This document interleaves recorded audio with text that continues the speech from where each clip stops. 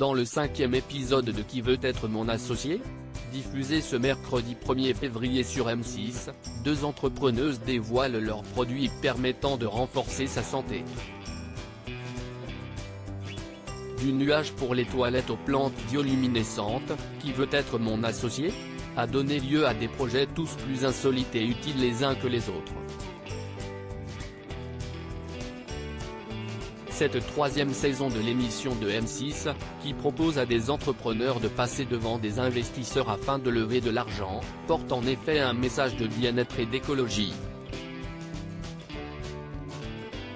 Si est dans ce cadre que deux entrepreneuses viennent dévoiler Diro, des probiotiques naturels, végans, et fabriqués en France. Diro, qui veut être mon associé ? Une maladie auto-immune comme prise de conscience derrière Diro, il y a Lisa et Anouk, deux jeunes femmes, qui se sont fixées comme objectif de vivre en meilleure santé. Pour ce faire, elles se sont attaquées au ventre, qui est le pilier de notre santé. Le projet, qui a d'abord été financé sur la plateforme de financement participatif Ulule, a très vite attiré l'attention de la production de l'émission. On a postulé un vendredi soir, mais le lundi suivant, on a été approché. Si est un vrai concours de circonstances, confie-t-elle à Télé Loisirs. Et d'ajouter, on pensait que la campagne Ulule n'allait pas fonctionner, et qu'on allait finalement partir en road trip en Australie. Si est la maladie auto-immune d'Anouk qui a donné l'idée aux deux jeunes femmes de se lancer, si est la jeunesse du projet, on s'était jamais projeté entrepreneuses, et quand cet événement négatif est arrivé, ça a été la prise de conscience.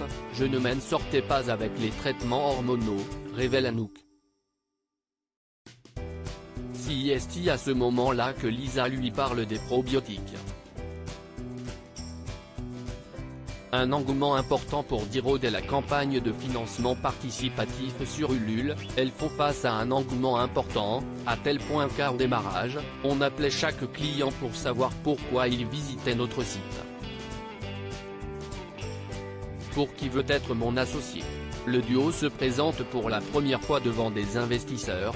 Nous, on est autofinancé depuis le début, et c'était un peu le parcours du combattant.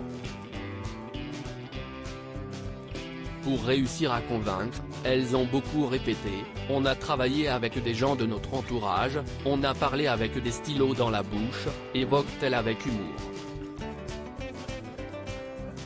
Reste à savoir si ce travail acharné portera ses fruits, notamment en présence d'Isabelle Chevalier qui est l'ancienne patronne d'une entreprise de probiotiques au Canada, et pour cela, il faudra patienter jusqu'à ce soir à 21h10 sur M6. À lire aussi Qui veut être mon associé ? Quel investisseur a misé le plus d'argent lors de cette saison 3 ?